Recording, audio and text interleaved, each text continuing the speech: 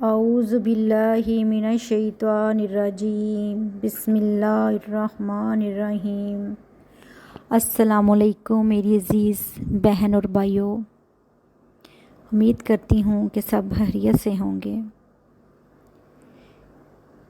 کیا آپ جاننا چاہتے ہیں کہ جنتی عورت کون ہوگی؟ کیا آپ نے کبھی خود پہ غور کیا یا اپنے ارد گرد کبھی کسی پہ غور کیا کہ ان میں سے جنتی عورت کون سی ہوگی؟ آئیے ہم نبی صلی اللہ علیہ وسلم کی زندگی سے سمجھتے ہیں کہ جنتی عورت کون ہے۔ صحابہ کرام رضی اللہ تعالیٰ عنہ بیٹھے ہوئے تھے کہ نبی پاک صلی اللہ علیہ وآلہ وسلم نے فرمایا، جنتی عورت کون سی ہے؟ کسی نے کہا جو نمازیں پڑھتی ہو، اور کسی نے کہا جو ذکر و اذکار کثرت سے کرتی ہو۔ مختلف قسم کے جواب آ رہے تھے۔ حضرت علی رضی اللہ تعالیٰ عنہ اٹھے اور گھر کی طرف چلے گئے اور دوڑے دوڑے جا کر کہنے لگے، فاطمہ رضی اللہ تعالیٰ عنہ، حضرت نبی صلی اللہ علیہ وسلم پوچھ رہے ہیں کہ جنتی عورت کون سی ہے، آپ بتاؤ۔ فاطمہ رضی اللہ تعالیٰ عنہ نے فرمایا، جنتی عورت وہ ہے جس پر کسی غیر محرم کی نظر نہ پڑی ہو اور اس کی نظر غیر محرم پر نہ پڑی ہو۔ حضرت علی واپس چلے گئے اور یا رسول اللہ صلی اللہ علیہ وسلم میں بتاؤں؟ فرمایا بتاؤ۔ کہنے لگے، جنتی عورت وہ ہے جس کی نظر غیر محرم پر نہ پڑی ہو۔ فاطمہ رضی اللہ تعالیٰ عنہ بیٹھی ہوئی ہیں۔ نبی صلی اللہ علیہ وسلم نے فرمایا، فاطمہ دیکھو چاند نکل آیا۔ کہنے لگی، ہاں ابا جان چاند نکلا ہے۔ دوبارہ فرمایا، فاطمہ دیکھو چاند نکلا ہے۔ دوسری بار جواب دیا، ہاں ابا جان چاند نکلا ہے۔ نبی صلی اللہ علیہ وسلم نے فرمایا، فاطمہ آپ چاند کی طرف کیوں نہیں دیکھ رہی ہو؟ تو کہنے لگی، ابا جان مہینے کی پہلی، دوسری اور تیسری چاند کو مرد دیکھتے ہیں، میں اس لیے نہیں دیکھ رہی کہ کہیں میری نظر چاند میں کسی مرد کے ساتھ نہ آ جائے۔ اللہ اکبر میری بہنوں۔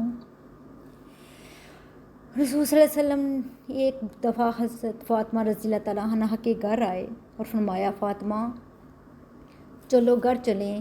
فاطمہ رضی اللہ تعالیٰ نے کہا، یا رسول اللہ صلی اللہ علیہ وسلم میں نہیں جا سکتی، علی رضی اللہ تعالیٰ عنہ گھر پر نہیں ہیں۔ رسول صلی اللہ علیہ وسلم نے فرمایا، آپ میری بیٹی ہو، میں آپ کو لے کر جانے والا ہوں۔ کہنے لگی، ابا جان آپ نے فرمایا ہے کہ بیوی خامند کی اجازت کے بغیر گھر سے نہ نکلے۔ اتنے میں حضرت علی رضی اللہ تعالیٰ عنہ آئے۔ نبی صلی اللہ علیہ وسلم نے فرمایا، علی آپ بھی آ جاؤ۔ رسول صلی اللہ علیہ وسلم آگے، فاطمہ پیچھے اور علی اس کے پیچھے چل پڑے۔ حضرت علی رضی اللہ تعالیٰ عنہ بولے، یا رسول اللہ فاطمہ سے ایک بات پوچھیں، میں اس کا خامند ہوں، یہ مجھ سے آگے جا رہی ہے۔ رسول صلی اللہ علیہ وسلم نے جواب دیا، فرمایا، فاطمہ علی کو جواب دو۔ تو کہنے لگی، میں آپ کے پیچھے اس لیے جا رہی ہوں کہ آپ کے قدموں پہ میرے قدم آئیں اور میرے قدموں پہ علی کے قدم آ جائیں اور میرے قدم مٹ جائیں۔ ایسا نہ ہو کہ پیچھے آنے والے لوگ کہیں کہ فاطمہ کے قدم ایسے تھے۔ اللہ اکبر میری بہنوں، اپنی زندگیوں کو دیکھیں، کیا ہم حضرت فاطمہ رضی اللہ تعالیٰ عنہ کے مطابق اپنی زندگی گزار رہے ہیں؟ اسے کہتے ہیں حیا، اسے کہتے ہیں شرم و حیا کا پیکر۔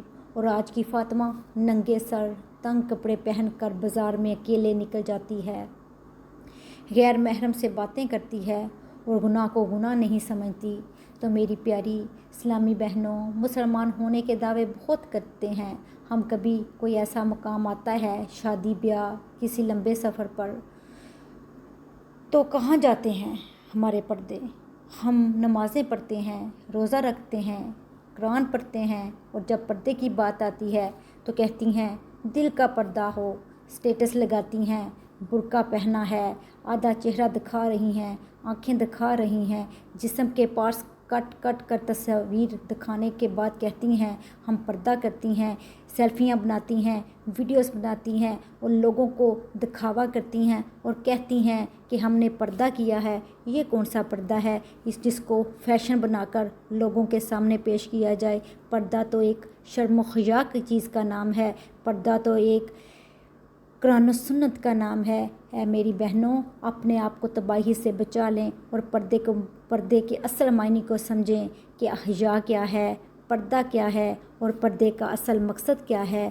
پلیز میری بہنوں اس مقصد کو سمجھیں اور جہاں تک ہو سکے میری اس بات کو پھیلائیں اور اس کو میرے لیے اور آپ کے لیے صدقہ جاریہ بنا دے، اور اللہ تعالیٰ ہمیں بھی فاطمہ رضی اللہ تعالیٰ عنہا کے مطابق اپنی زندگی گزارنے کی توفیق عطا فرمائے۔ آمین۔